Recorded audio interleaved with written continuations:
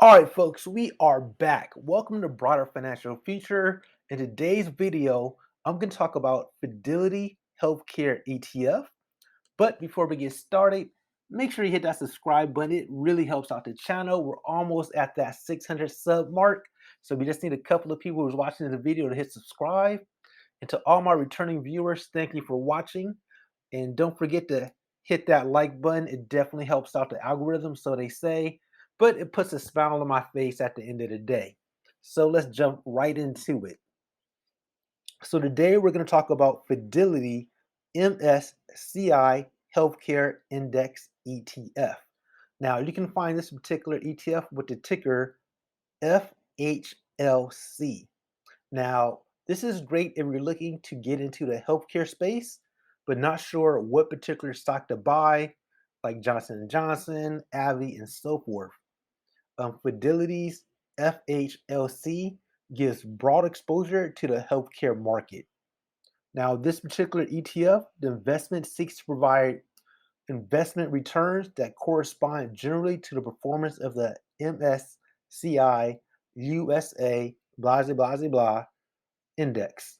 Overall, what that means is it's tracking the healthcare index. So that's what you're getting with this particular fund.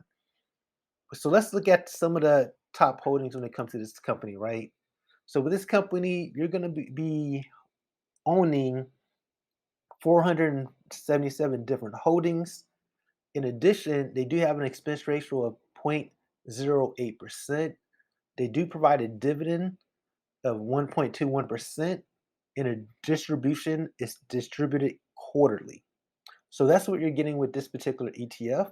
So let's dive in a little bit deeper at some of the top 10 holdings of this particular ETF. All right. So some of these companies you're going to recognize off the bat, like Johnson& Johnson, United Healthcare Group, Pfizer, Abbott Laboratories, Merck, Abbvie, and so forth. Now, when you look at this, they have 477 holdings with this particular ETF. But out of that 477 holdings, these 10 particular companies almost account for almost half of all the holdings. So when you're buying this particular ETF, you're mainly going to be invested in these top 10 companies, which you'll probably see a lot of people doing videos on overall, but you're also going to own over 400 additional companies as well. So you're not going to have to worry about if one goes up or down. You're basically going to follow the market with this particular ETF. Now let's look at the performance for the 1 year and the 5 year mark. So when we're looking at the past year, this particular ETF is up 16.32%. Now, when we go back at the 5 year history chart, it's up 108.45%. So it's doing fairly well. It's still going up for the most part. So that's what you're getting with this particular ETF. Now, I wanted to compare it to, say, Johnson& Johnson. If you look at the returns for Johnson& Johnson for the 1 year, it's 9.49%, which is lower than this particular ETF by almost 7%. And if you look at the 5 year mark, Johnson Johnson's up 40.23% versus 108.45% with this particular ETF. So this ETF is definitely doing better than Johnson Johnson if you bought it individually. But let's look at another company called Thermo Fisher Scientific. That one is up about 18% for the year, which is almost equal to just a little bit more than FHLC. But if you look at the 5 year mark, it's up 300% about. So if you just bought Thermo Fisher, you would have been up a little bit more. But the reality is, with this ETF, it gives you that space where you don't have to worry about picking the right stock because you're going to have a little piece of everything.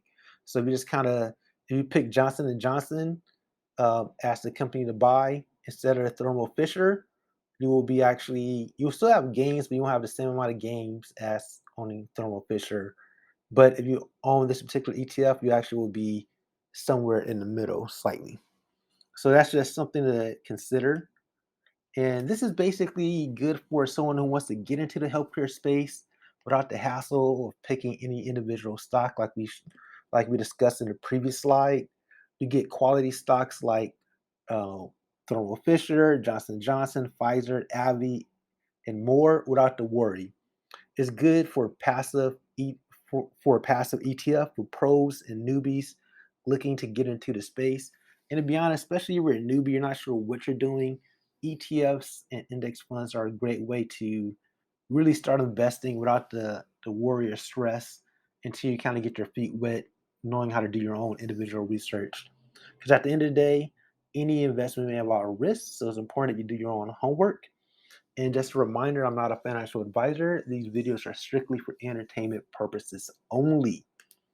Now, since I got that tongue twister out of the way, make sure you hit that subscribe button if you haven't done so already. Leave a comment below. Do you own this particular ETF? If not, what healthcare ETF are you invested in? In addition, this is also great because it is an ETF. You don't necessarily have to have a Fidelity brokerage account. You can actually buy it basically anywhere like Robinhood and so forth. And I have links below if you're new to investing. I believe for Robinhood, Webull, whatever's out there. Just check out the links below. And one thing I would say I do like about Robinhood, it does allow you to do reoccurring investments, especially when it comes to ETFs and index funds. I like to kind of automate that. Typically, a lot of places will only let you automate index funds, not particular ETFs or individual stocks.